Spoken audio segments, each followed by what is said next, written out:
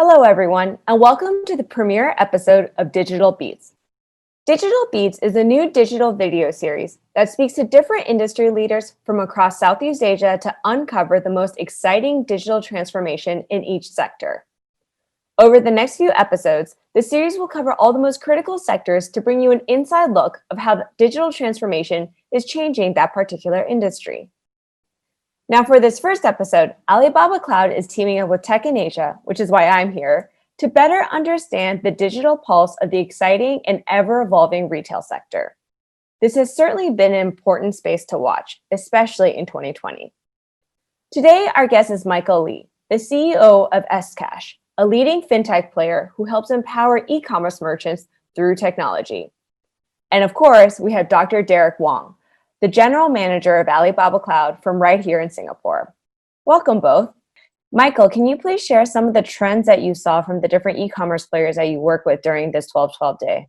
Before I address this question, maybe I shared a phenomenon. Okay, so in China, every month more than 500 million consumer buy something over a smartphone. So we are seeing more trends like mobile shopping, live streaming, chatbot, AI learning, and also more ways to pay.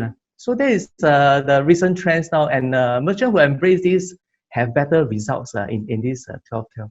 Dr. Derek, can I bring you into the conversation? What were some of the biggest trends and winners that you saw from AlibabaCloud's side from the 12-12 day? So in China, for the celebrity, they can sell tip sticks around 30,000 just in 5 seconds. If you're using the traditional retail business, you cannot sell over 30,000 just in several seconds. So this is very amazing and very it's a digital transformation trend for not only for our enterprise, but also for some consumer behaviors.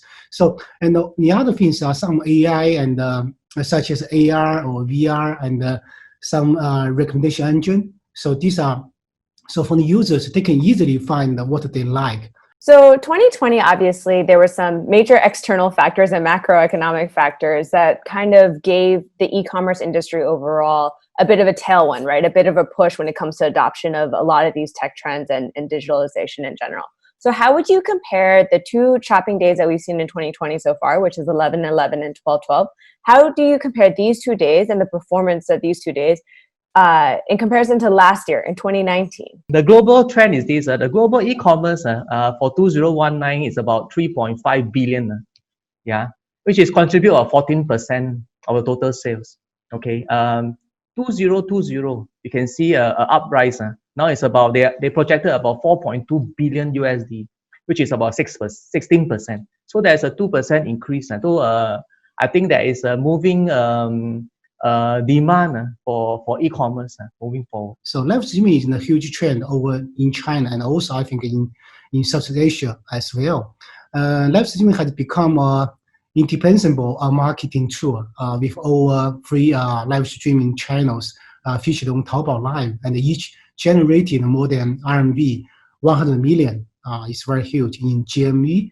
And Alibaba Cloud is elastic and scalable and a highly available cloud computing platform.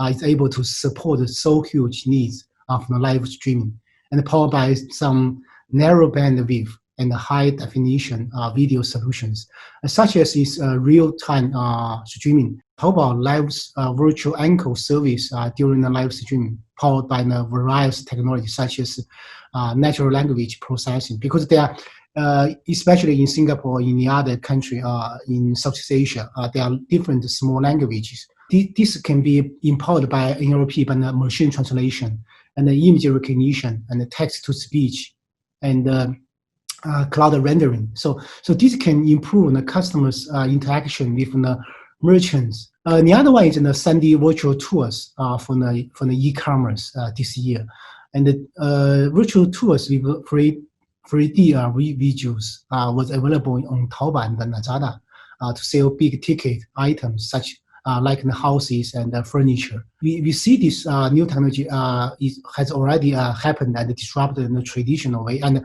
we also foresee that this new technology will continue to be adopted in the e-commerce in the future. So, Michael, bringing it back to you and going beyond the shopping days of 11/11 and 12/12, what are some of the biggest trends that you're seeing in e-commerce today, and how can retail partners such as yourself support these trends? So there's a lot of small merchants that are not part of the whole ecosystem. So and they attribute more than 80% of the market share. Okay, so these people these merchants will be uprising, and there are more because there will be more demand of bespoke and customized services. As such, technology need to bridge this gap. More small tech solution will be like a marketplace solution, and a mobile solution will come more handy or to meet this. So how SCash fit in? SCash technologies help, number one, to drive marketing. Drive marketing through mini program which we can drive eyeball to the merchants. Number two, we can with one click or simple software, they can access to all platforms at the same time, and of course to tap the omni-channel in terms of marketing. Number two, because of technology software, we help the merchant to save costs and stay competitive. Back to Dr. Derek, you mentioned a lot of the different tech trends, so let me just go through them really quickly. Live streaming, personal recommendation, payments, natural language processing, machine learning. There's a lot out there. So how do you recommend that different companies and players can continue to invest in and innovate their technology? Where did they begin? So for us, we will provide our technology come from Taobao, but these are some fundamental technology, and we will partner with our local technology partners such as SCash. SCash has a very good experience. How can they serve the retailers? How can they serve the SME e-commerce providers and some brand retailers? So by this way, we can provide a total solution, not only for some pure technology such as machine learning, NLP, or some image recognition or voice recognition, but the retailers can get a real good user experience from the total solution, from such as Michael mentioned, from mini program, from some mobile apps, but all the technology embedded in this mini program. What are you most excited about or looking forward to in 2021 and beyond when it comes to the digital trends within the retail industry? Michael, let's start with you. Maybe I break into two portions. Number one is the like what Dr. Derek has mentioned. Okay, it's behavior change. We need to the exciting part, because of the new norm, there will be a new behavior change. So this one thing that will transform digitization. And number two is technology change. Okay, so software will replace a lot of technology moving forward to make it more efficient and cost savings. Okay, and then also of course the new retail space. There's a new retail experience where we move merchants from offline to online, and we move from online back to offline again, which a complete circle. So this will have a new, it comes to a new era because everybody is behaving a lot different from before, and it's more dynamic and definitely more exciting. But then the users' behavior will change eventually because they have already get used to do some shopping online and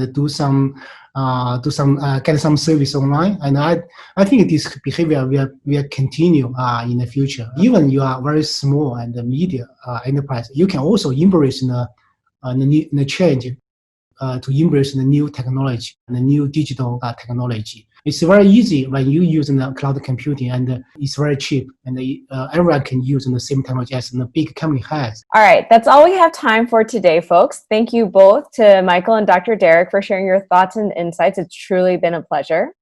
Thank you to the audience for tuning into this episode, and we hope to catch you on the next episode of Digital Beats.